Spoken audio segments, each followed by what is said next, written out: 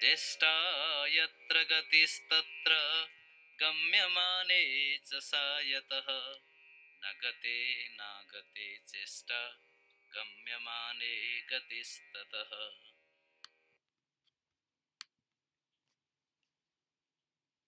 Ceṣṭā yatra gatis tatra gamyamāne yataḥ.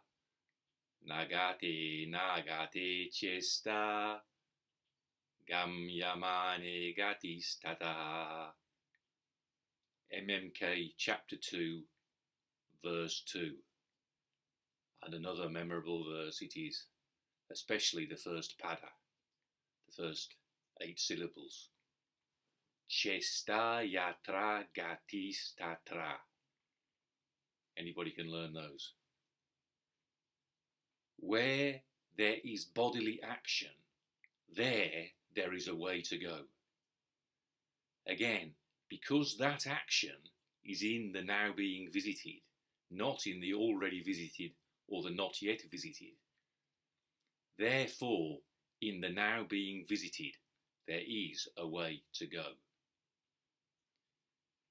So if you bear with me as I go through the Sanskrit of this verse, you'll find it's definitely worthwhile.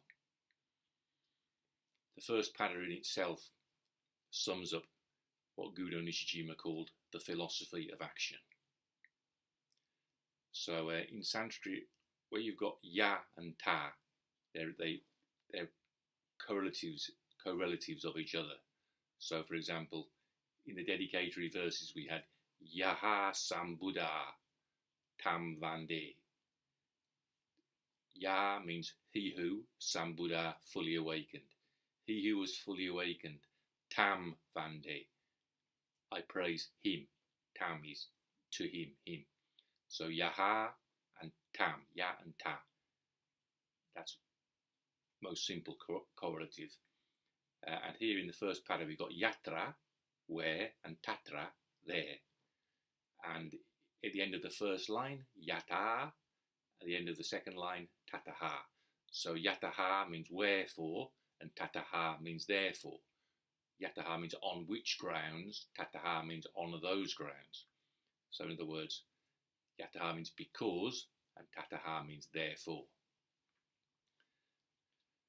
So the first pada again, you've got yatra and tatra. Where, there. And then you've got 2 nominal words. So just the single word ceṣṭā, nominative singular feminine, means there is bodily action. So with the nominative word, there is understood. So ceṣṭā is from the verbal root chest, which means to move the limbs, or to move, to act. But it means to move, but it has a concrete physical connotation of moving the limbs. So not just thinking, not just speaking, not just talking the talk, walking the walk. So the ceṣṭā is feminine, singular, nominative, and it means bodily action. If I quote the dictionary gives moving any limb, gesture, action, activity, effort, endeavour, exertion. So you get a sense it's really talking about hard work, physical action, bodily action. And then, so ceṣṭā yatra, where there is bodily action, gatis tatra. So gatihi is nominative singular feminine of gati, which means a way to go. I translated a way to go. So the gatihi before tatra goes to gatis, gatis tatra. There is a way to go. And I need to explain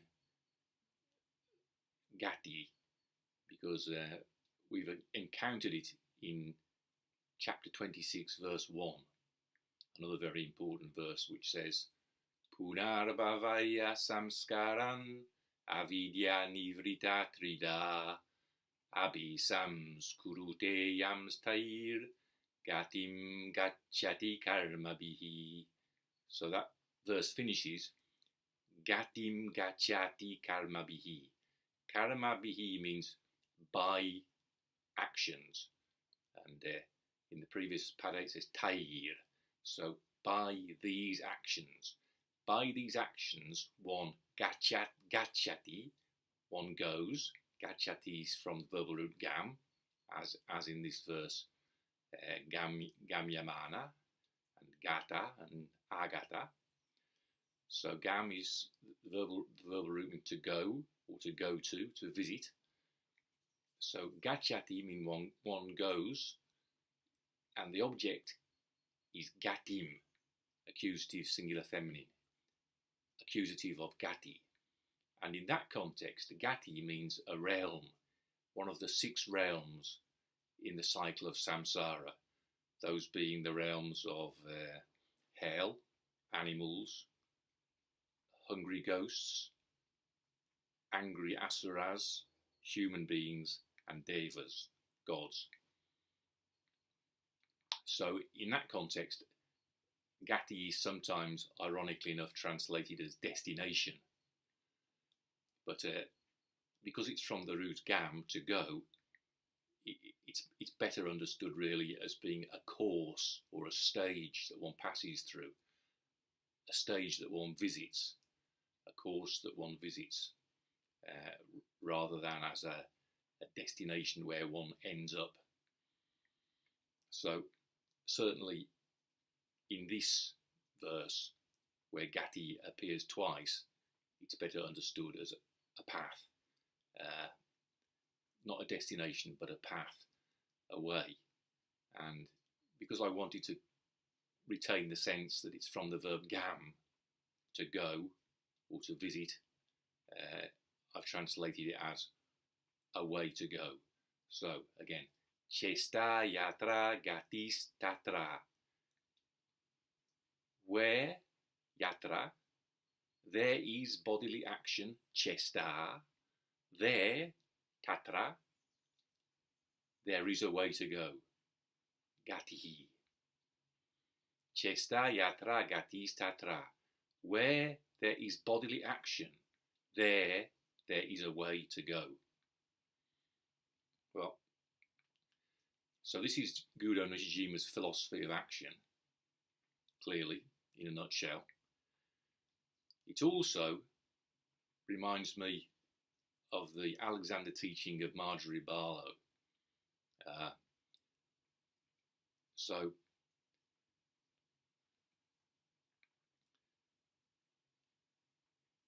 see, bodily action, if we hear that there's a way to go is bodily action, it's partially true, but it's not the whole truth. See, if I go back to my experience, the path that led me to Marjorie Barlow's teaching, if you like. When I was 10, I passed an exam to go to a school in Birmingham, at which, because I was born in December, I had to skip a year. So I went there when I was the youngest boy in the year, and with one or two lingering developmental issues, I was emotionally immature, even for my age. Although I was quite athletic, I was emotionally somewhat immature. So I soon developed a reputation for being a crybaby, and I had very fair hair, and got the nickname from the maths teacher of Snowy. Jock Ramsey, the old Scottish maths teacher, he called me Snowy, and the nickname stuck. So that was a big shock to my confidence going to that school. From having been top of the class, I was nowhere near even the middle. In some subjects in particular, I struggled. And a little bit later on, still at the same school, I developed a real fear because my confidence was shaken, and because the basis of my confidence was already built on shaky foundations in terms of not having a very stout vestibular system or auditory system. Earlier on today, the sound of the rain on the plastic roof, you captured it on my commentary to the opening verse. Because I couldn't hear myself speak well, it creates a lot of noise. Noise was created in my system, so I couldn't think well. So those are all symptoms of a somewhat dodgy vestibular auditory system, a weakness in the ears, which is the source of lack of confidence in a lot of people, although it's often not recognised. So I lacked confidence, and especially I was in awe of girls and afraid of being in the presence of girls.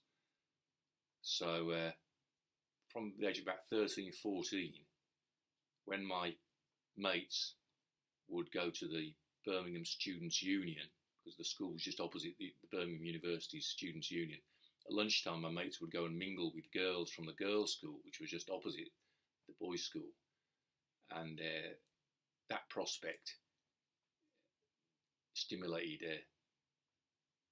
abject terror in me, the prospect of having to be talked to by girls. I was okay playing rugby, but I found that prospect very intimidating. So what I would do is go down and go to the weights room in Gym 2 and spend half an hour training with weights, and then enjoy my lunch in the dining room. So I found unexpected merits in doing that. First of all, of course, it provided something to do to avoid the embarrassment of being in the presence of girls, but it also caused me to bulk up with muscles. So I was more muscly than other boys in my age group playing rugby. So that was something that built my confidence.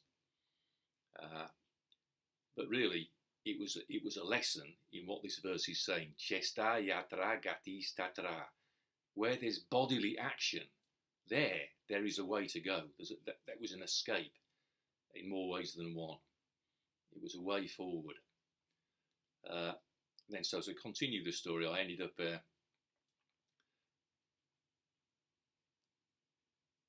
playing rugby and then doing karate, and karate through Karate Zen in the martial arts, and then ended up on the teaching table of Marjorie Barlow. And what Marjorie really taught was thinking in activity. So just gross bodily action, gross bodily doing will only take you so far. It's a way. It is a way to go. It's like Jordan Peterson's tidy a room. It's if you're feeling resentful, especially towards yourself, you've messed up in life and you're blaming yourself for it, or blaming self and others. A much better thing is to do some physical work. Jordan Peterson tells the story of his friend at school who was very intelligent but didn't realise his potential, and it caused him to be resentful. What Jordan Peterson's advice to him was just, get a job at a garage, do some labouring work, or work in a diner and do a good job of making bacon sandwiches for people. So that teaching is very much consistent with the Buddha's teaching of alpechu samtushti, have small desire, no satisfaction. You can find satisfaction just from doing menial tasks. There's nothing to be ashamed about in doing useful menial work, so-called physical work. Again, ceṣṭā, yatra, gatis, tatra. But the emphasis is on bodily action. Now, see, what I was saying about Alexander work, Alexander himself said this work is the most mental thing there is. So Alexander work is actually mental work. And again, on Marjorie Barlow's teaching table, the first task is to set things in order.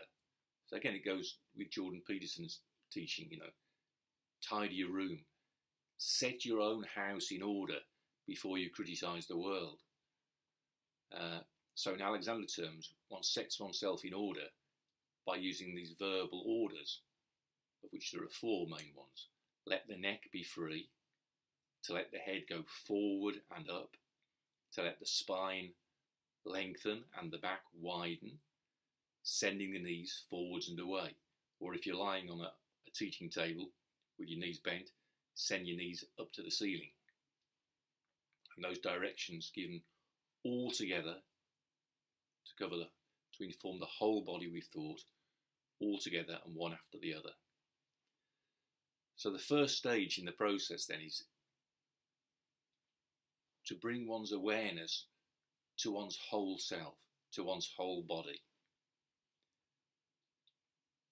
But then the thing I realised over many cycles of having lessons with Marjorie Barlow, she didn't actually praise me for that stage of the process. She would withhold praise until the next stage in the process, when she would say, now I want you to move your leg, lift up the foot, stretch the leg out because the knees would be bent, stretch the leg out and put it down on the table.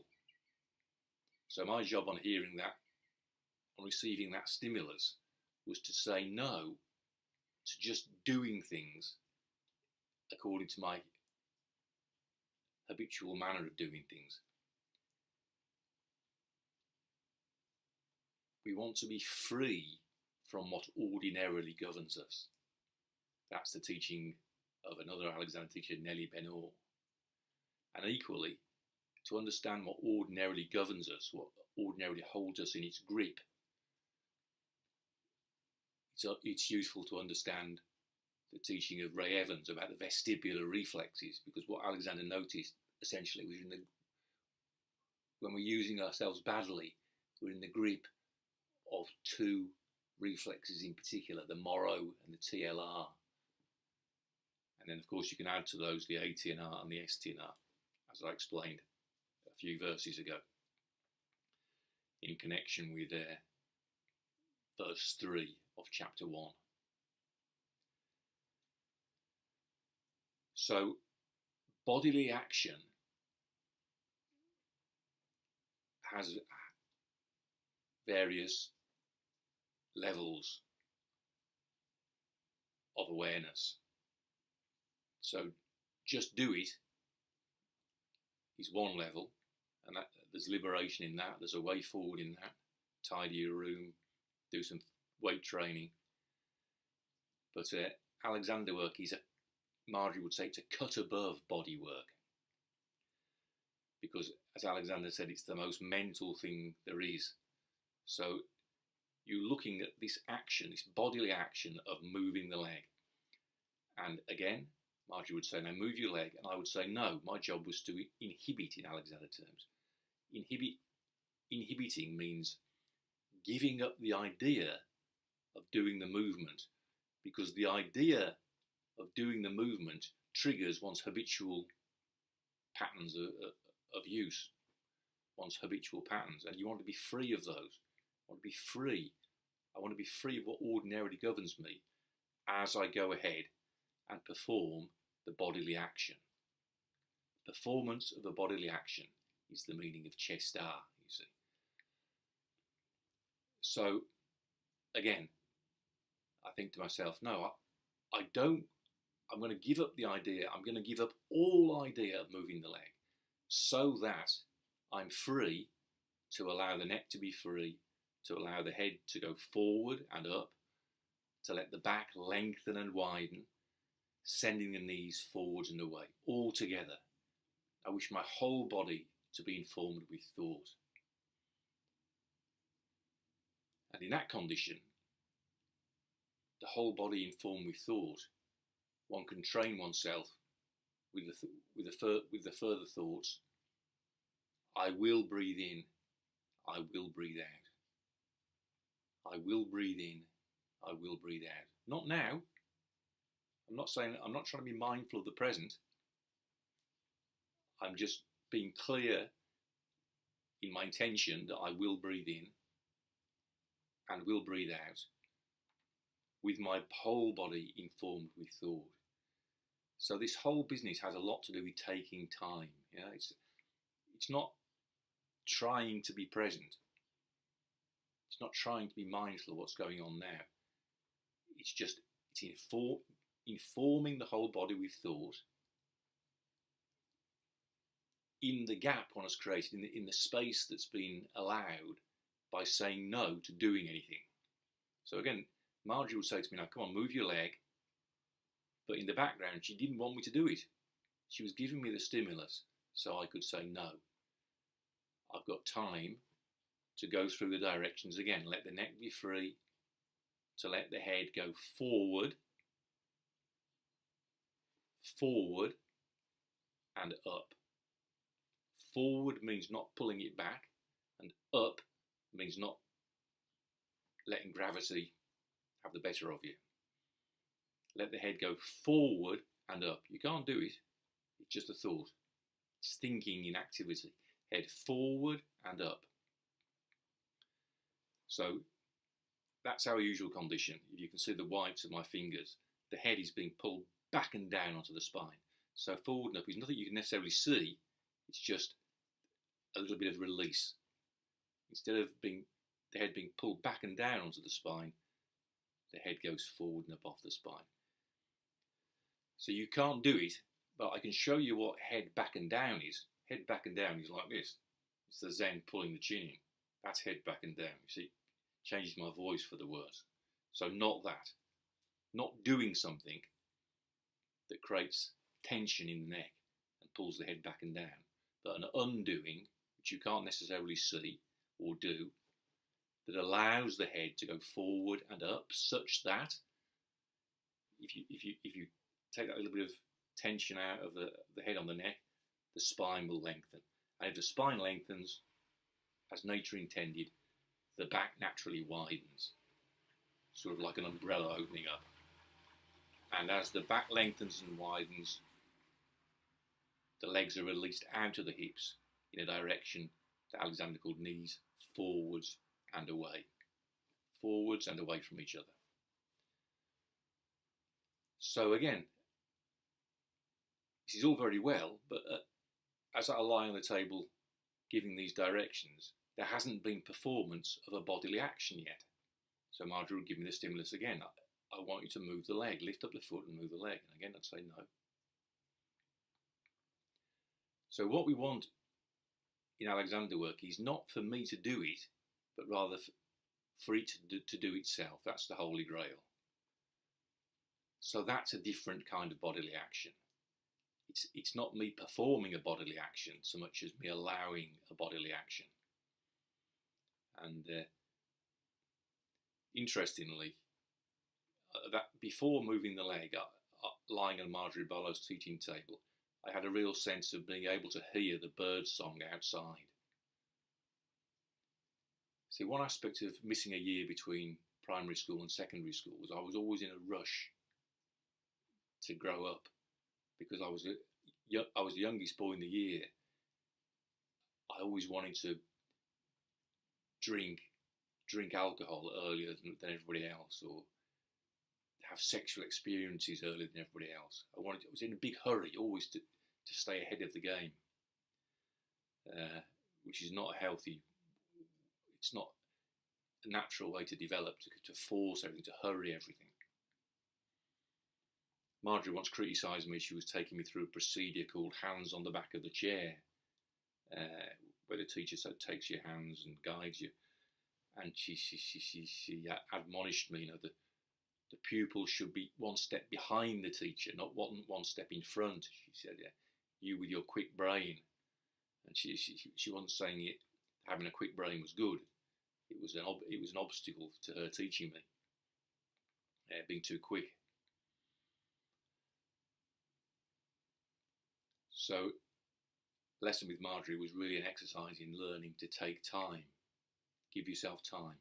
The stimulus is I've got to move the leg, but the longest spent preparing for that action, performing that action, the better.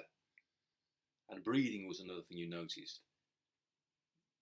In the process of saying no to moving the leg and coming back to the directions, you would feel the breathing change. Not as a direct result, not because you wanted it to. That's what happens if the back lengthens and widens. The breathing just becomes easier and fuller. And so the more that kind of good stuff starts happening, the less interested you become in gaining the end of moving the leg. You realise that's not what it's about. It's not about the bodily action of moving the leg. It's what you've been doing in preparation to make the movement, which is important in the Alexander work. Again, it's the most mental thing there is, Alexander said. But he realised that most people didn't understand that. So he chided his students by saying, you all of you want to have what I've got. You can all do what I do if you do what I did, he used to say. But none of you wants anything mental. So what I'm trying to describe here is how Marjorie pointed my attention to how important this preparatory stuff is. Bodily action. The movement of the leg is not the most important thing. The most important thing is what you've been thinking in preparation, how you've been learning to say no to the idea which stimulates all the misuse, and saying no to it on a much deeper level than I understood before I had lessons with Marjorie. Because, the stimulus comes and people just say, oh no, they're saying no to the stimulus. But what Marjorie wanted was to say no to the whole idea of moving the leg, and before that, the whole idea of being right or pleasing the teacher. So all the ideas that set us wrong. Stop trying to be right. Don't think you can do the directions. There's a whole gamut of ideas to be given up before the leg moves. So to repeat, the movement of the leg, the performance of the bodily action for Marjorie was not the most important thing. But, this is what I want to emphasise, she never praised me until I'd moved the leg. Okay, so then I would move the leg, and then usually she would praise the work I'd done. But what I realised over the years is that she never praised me, saying, yeah, your thinking is good, or I can see that your whole body's informed with thought. The praise only ever came after I'd moved the leg. And so without her spelling it out, I understood from that working on yourself, as Alexander taught it, always has the component of a bodily action. It's not just reading a book, it's not even just saying no and giving directions. The way to work on yourself, there has to be a bodily action. Yeah, ceṣṭā, there is a bodily action. So ceṣṭā yatra, where there is a bodily action, gatis tatra, there is a way to go. And the Alexander technique is definitely a way to go that I would recommend anybody to look into.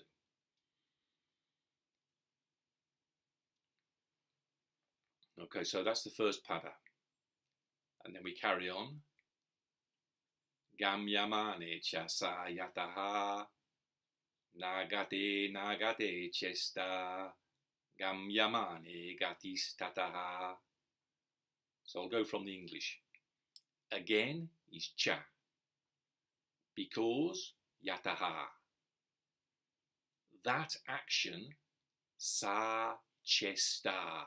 So ceṣṭā is nominative singular feminine, and sa is nominative singular feminine.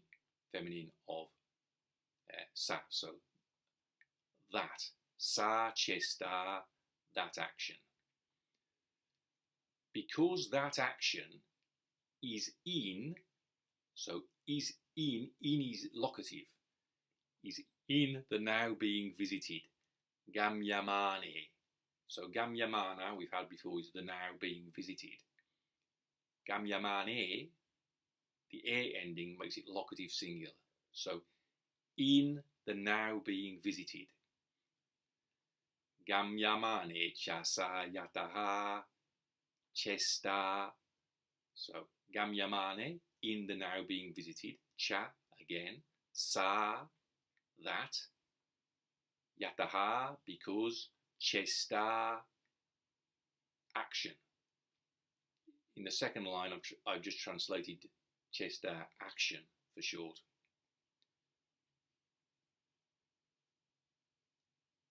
So, gamyamāne ceṣṭā yataḥ nāgate ceṣṭā. So we got nāgate. So gata means gone or gone to, past participle of gam. So gate is locative singular. So in the gone, in the already visited, in other words, in the past.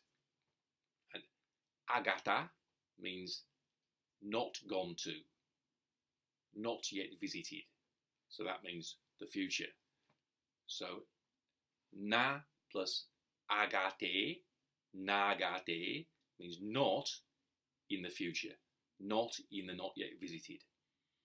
And so we got nāgate, neither in the already visited nor in the not yet visited. So this is the cliche, really, that action does not take place in the past nor in the future. Action is gamyamāne, in the now being visited. So action, that action, sa ceṣṭā, is in the now being visited, gamyamāne, not in the already visited, nāgate, not in the not yet visited, nāgate. And because of that, yataḥ, gamyamāne, gatis tataḥ. So because of that, tataḥ, therefore, gatis, again, gatihi, gatis, a way to go, there is a way to go, gamyamāne, again, in the now being visited. So gamyamāne, gatis tataḥ, therefore, in the now being visited, there is a way to go. So let's look at the whole verse again and consider the meaning of the second part. Ceṣṭā yatra gatis tatra gamyamāne ceṣṭā yataḥ nāgate ceṣṭā gamyamāne gatis tataḥ. Where there is bodily action, there is a way to go. Again, because that action is in the now being visited, not in the already visited or the not yet visited, therefore, in the now being visited, there is a way to go. So what he's saying here, don't confuse the Buddha's teaching with the idea that the most important thing is objective reality. I like to follow the financial markets. I find that very interesting, and the people who've got a lot of experience and a lot of success in the financial markets, it turns out they all share a kind of humility, because in their younger days they've all gone in with a strong view and lost a lot of money, So what you'll find is that they learn to be open-minded and let the market tell them the truth, rather than impose their own views, try to impose their own views on things.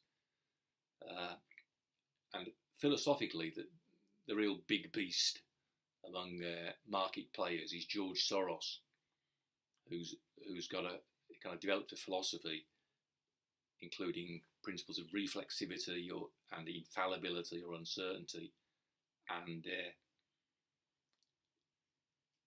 George Soros has got a kind of a reverence for harsh reality that reminds me a lot of my Zen teacher Gudo Nishijima, with his great emphasis on reality. The Buddha's teaching is not idealism, not materialism, but reality. And so, to a certain level, there's obviously a lot of truth in that approach, to have a kind of reverence for objective reality, which is different from your own views and opinions and thoughts. But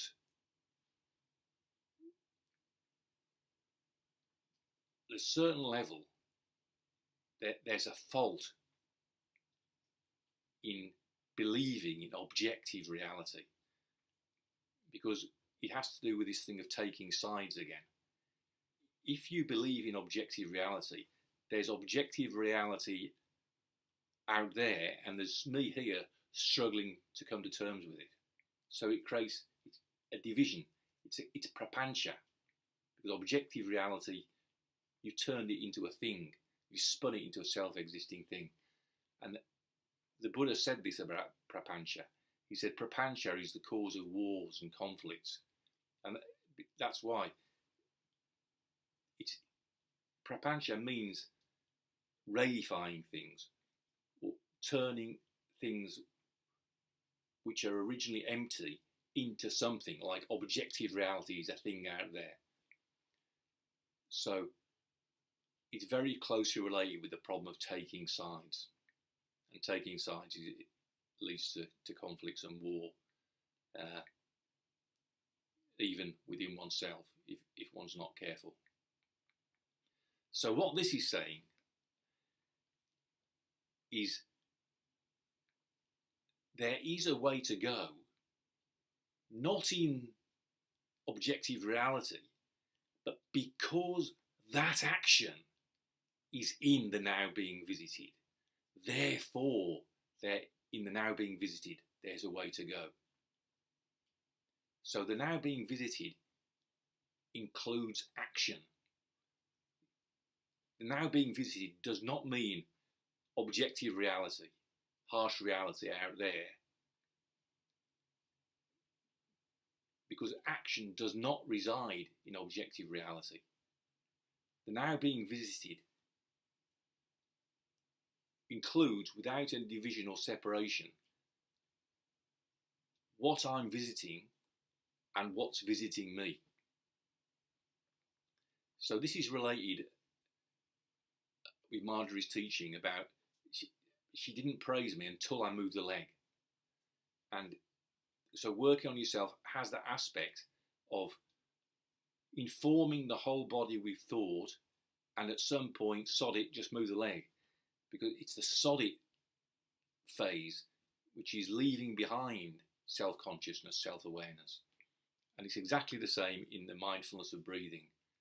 In the section on the mindfulness sutta, Mahasatipatthana Sutta, the section in that sutta related to breathing, whether it's mindfulness of breathing or mindfulness with breathing, mindfulness in connection with breathing. The first stage is the whole body informed with thought. Sabakaya patisamvedi, I will breathe in, I will breathe out. But that's not the ultimate truth. Beyond that, there's pasambayam kaya sankaran pasasi samiti sikkati. Pasambayam kaya sankaran Pasa ceṣṭā tisikati. So asa ceṣṭā, I will breathe in. Pasa ceṣṭā, I will breathe out. Tisikati, one trains oneself. Ti is iti. So like this, with these words. Sikati, trains. Pasambayam kaya sankaram, allowing the samskara of a body to cease. In other words, dropping off body and mind. In other words, forgetting oneself. That's the holy grail of there being a bodily action without me necessarily doing it.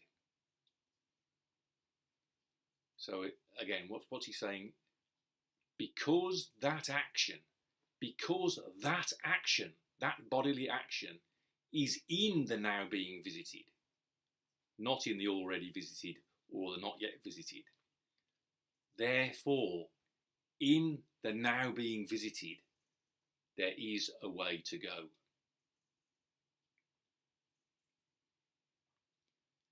So Jordan Peterson's friend, who ultimately did commit suicide, there was a way for him to go, an upward path.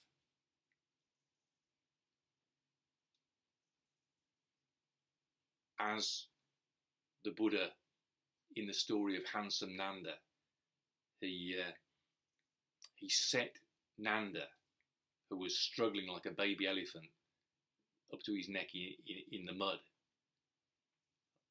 like a mother elephant pulling the baby elephant out and setting it on an upward path. That's how the Buddha was with Nanda. So handsome Nanda is a story of redemption. And redemption is possible because there is a way to go. Gatis, there is a way to go, always. And that way to go is in the now being visited.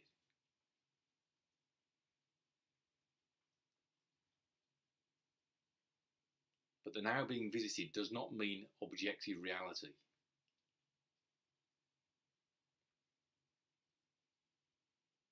Where there is bodily action, there is a way to go. Again, because that action is in the now being visited, not in the already visited or the not yet visited. Therefore, in the now being visited, there is a way to go.